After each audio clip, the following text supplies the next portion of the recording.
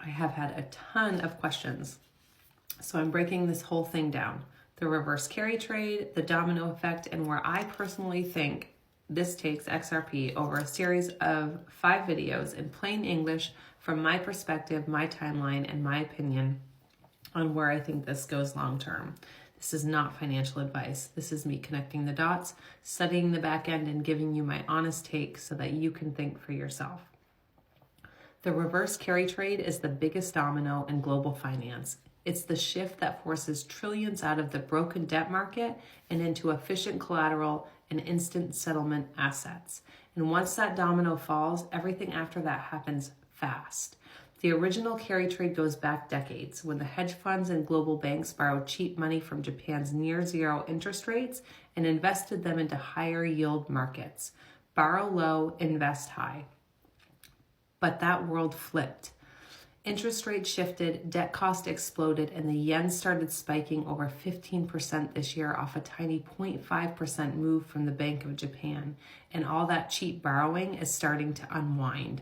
That unwind is the reverse carry trade. That's when it snaps. That snap is violent.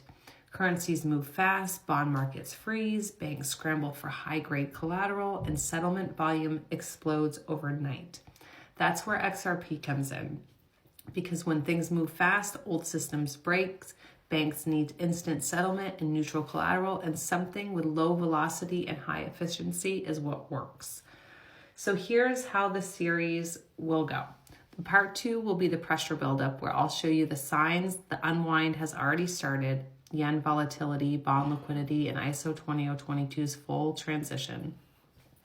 Part 3 is the trigger event, the moment the system snaps, whether it's the yen spike, a Eurozone debt issue, or US rate cuts. Part 4 is the collateral shortage, the phase where the math gets real and XRP steps into its true role behind the scenes.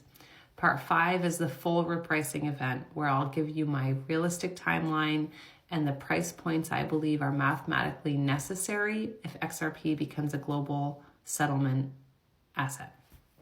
No hype, no hopium, just logic. Stay tuned for video 2. I'm breaking down the pressure buildup and the early signals the reverse carry trade unwind has already begun. Have a great night, guys.